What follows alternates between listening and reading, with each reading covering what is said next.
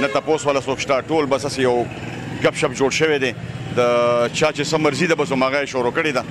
خو چونکې حقیقت ته به وایو چې د عمران ګورنمنت کې کم سے کم دماکې حالات مهنګايي د ارزاني ده. یاره مهنګايي خو ډېره زیاته ده. وخت کې چې هغه کې لږه ارزاني وه حالات هم خو نه پکې دماکې وي او سم پکې نو ټیک ټاک حالات ښایسته ژوند روان عمران خان له ورکړی دی او انشاءالله به هم ورکو او انشاءالله عمران خان به ګټي حالات په به خوشي انشاءالله چې د عمران خان حکومت راو حالات خکېږي. کو عمران خان حکومت را لاندې او وړم ډېر زیات ګران دي، تقریبا 3000 روپۍ باندې توړه شوله او وړیم داسې واله تقریبا چې دی دغه 15000 روپو پورې د غټ ټیم چې کم دی هغه ورسېده ورته.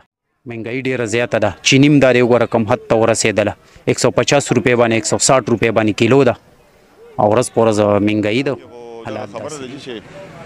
حالات به د غریب د وس نه بالکل کنټرول نه بهر دي. غریب سړی پکې ښه پریشانه دی، ښه خفه دی. سم مهنګايي د لاسه چې کم دی پریشاني ده. څه چې کم دی نو بیا د ګیس او بجلی بیلونه دا چې کم اضافه دی موجوده حکومت وکړه نو په دې باندې د عوامو بالکل عمله ولا ماته کړي او انتهایی تکلیف دی مرحلې دي. نه نو دا بیلونو دا مخکې نو دا موږ په دې موجوده حکومت کې وکتل دې نه مخکې مهنګايي به راتله، خو داسې مهنګايي به نه وه چې کنټرول کې به وه کم سے کم. دا خو بالکل کنټرول نشته، نه تپوس پوښتنه څوک شته، ټول بس یو غپ شپ جوړ شوی دی د چا چې سم مرزي ده بس هماغه دکاندار له ورشي هغه هم د خپلې مرضۍ ریټونه دي، تپوس پوښتنه نشته جي.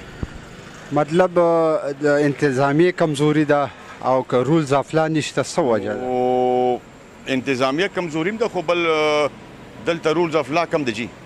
که دلته قانون وی نو بیا خو به غریب سړی پریشان نه خو قانون چونکې شته نه نو چې قانون نشته نو په دغه وجه باندې بس هغه جنګل قانون دی. نه نو تاسو الیکشن را روان دی، څه حالات په بدل شي بل حکومت راشي؟ دا کم حالات چې تیر شو دا کم موجوده دي نو څه ووایم که د راتلونکي 40 کالو کې د حالات صحیح شي ځکه ډېر په وروستو باندې موږ لاړو نو دا ډېر مشکل راته ښکارېږي.